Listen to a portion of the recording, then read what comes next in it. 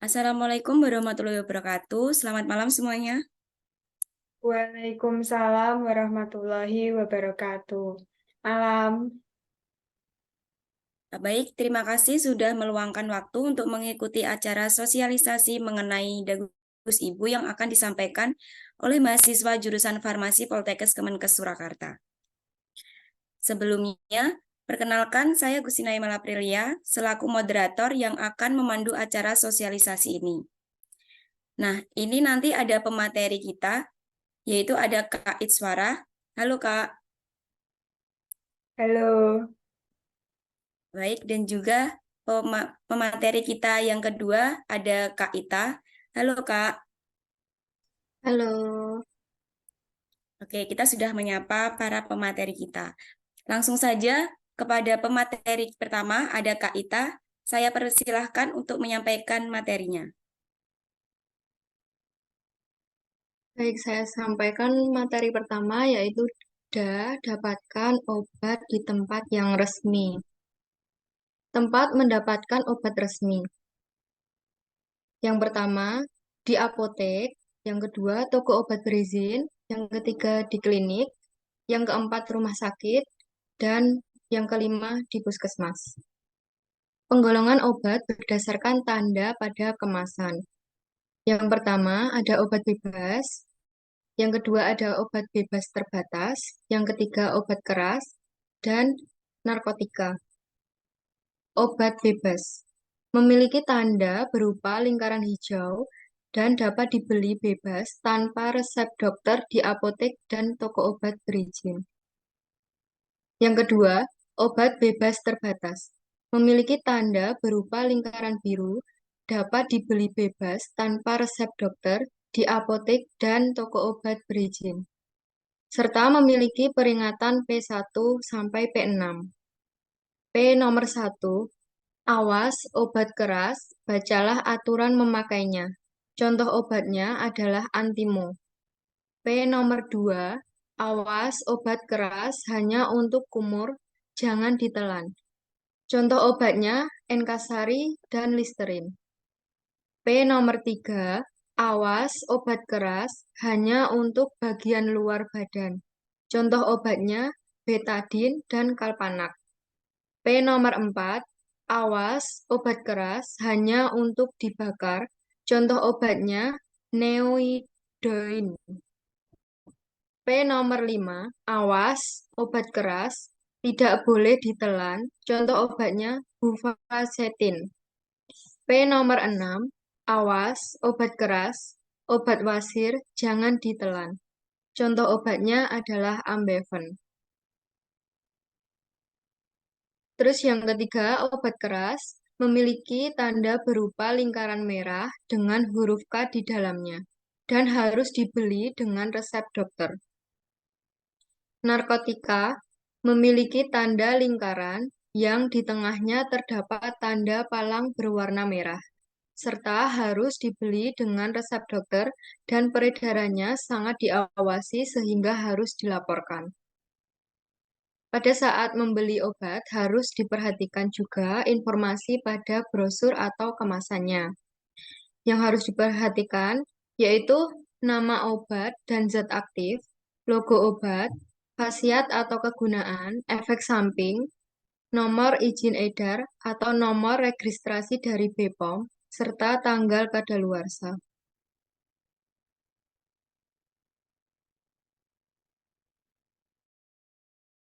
Terima kasih kepada Kak Ita atas materi yang telah disampaikan.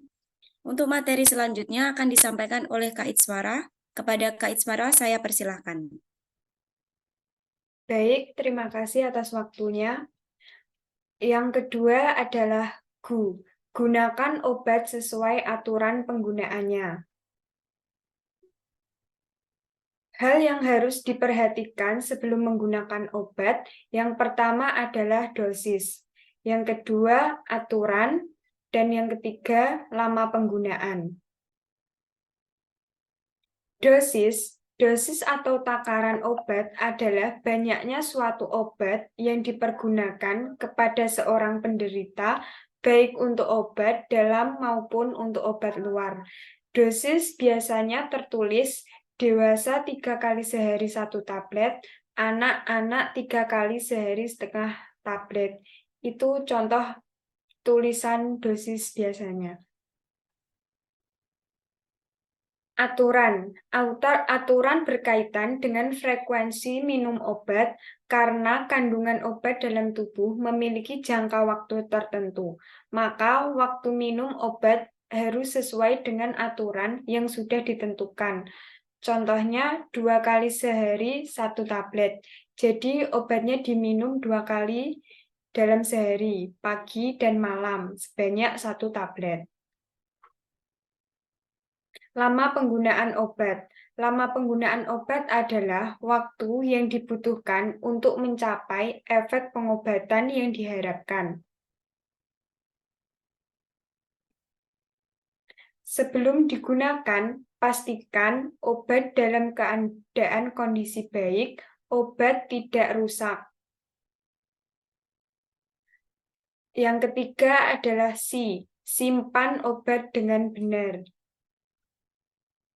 Obat biasanya bisa disimpan di tempat yang tepat. Obat yang harus disimpan di tempat yang kering, sejuk, dan terlindung dari sinar matahari langsung. Beberapa obat mungkin perlu disimpan dalam lemari es atau dengan suhu khusus. Jadi, baca petunjuk penyimpanan dengan teliti. Kemudian obat bisa disimpan di suhu yang sesuai. Suhu juga penting. Simpan obat pada suhu yang dianjurkan dalam petunjuk penyimpanan. Beberapa obat mungkin perlu disimpan dalam lemari es, sementara yang lain pada suhu kamar. Obat juga harus disimpan dan terlindung dari sinar matahari. Paparan langsung sinar matahari dapat merusak obat. Simpan obat-obatan dalam wadah yang tidak tembus cahaya atau di tempat yang terlindung dari sinar matahari langsung.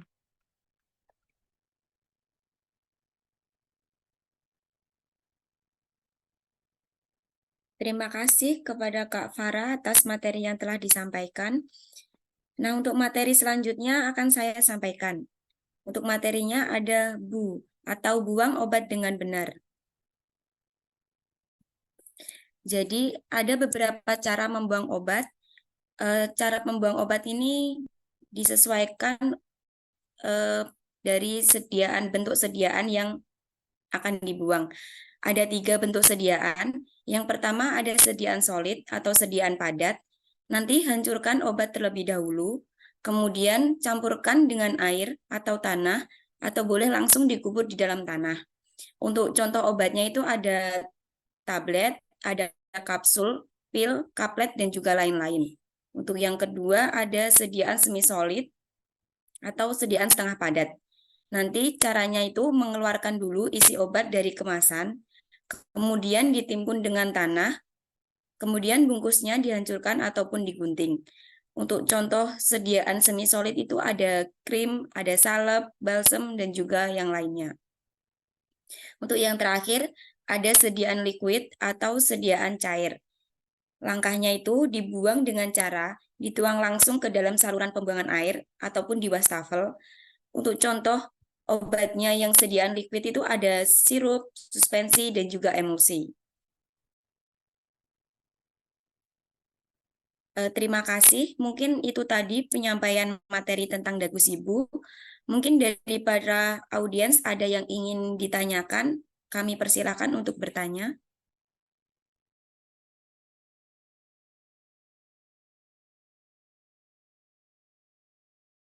Selamat malam. Sebelumnya izin bertanya. Perkenalkan, saya Arvinda Arum. Di sini saya memiliki 2 pertanyaan. Yang pertama, apakah diperbolehkan memberikan obat yang kita miliki kepada orang lain yang mengalami gejala atau penyakit yang sama seperti yang kita alami? Pertanyaan yang kedua adalah, saat kita membeli obat, dalam medis sendiri dianjurkan harus sesuai dengan resep dokter. Nah, di saat urgent saya biasanya membeli obat dari warung di sekitar kos saya. Apakah hal tersebut aman untuk dilakukan? Sekian pertanyaan dari saya, mohon bantuan jawabannya. Terima kasih.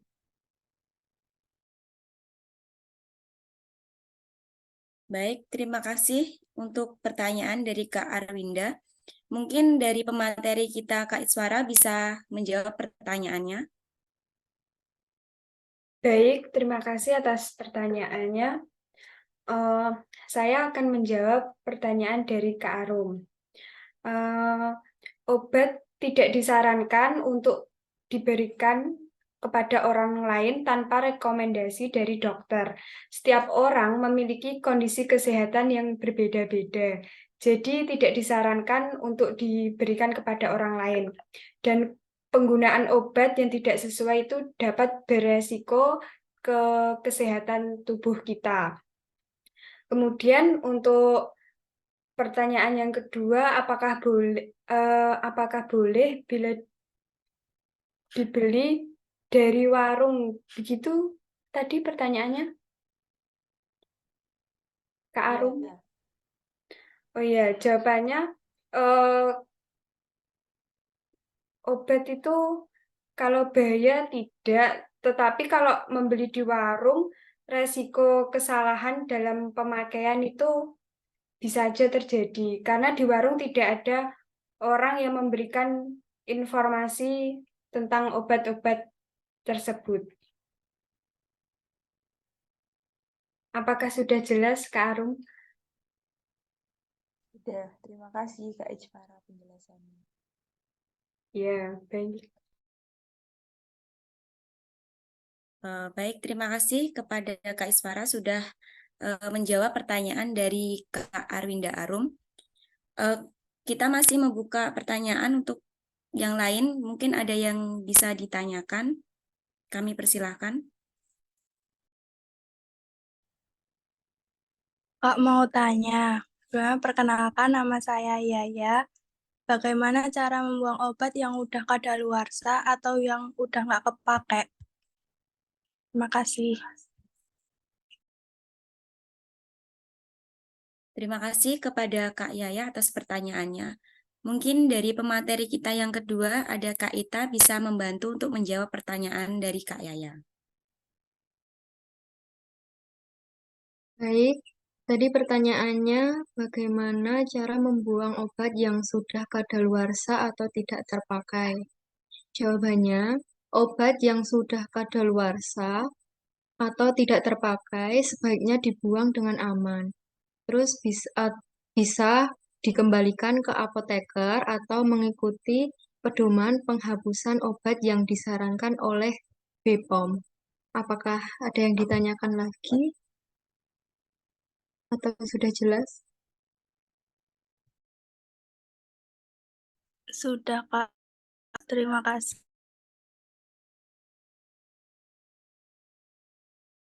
Baik, mungkin itu tadi yang bisa kami sampaikan mengenai sosialisasi Dagus Ibu. Semoga ilmu yang sudah disampaikan bisa bermanfaat untuk semuanya. Sebelumnya, kami mengucapkan terima kasih atas waktunya yang sudah diluangkan. Mungkin dari pemaparan materi tadi ada kesalahan, kami mohon maaf. Sekian dan terima kasih. Wassalamualaikum warahmatullahi wabarakatuh. Waalaikumsalam warahmatullahi wabarakatuh.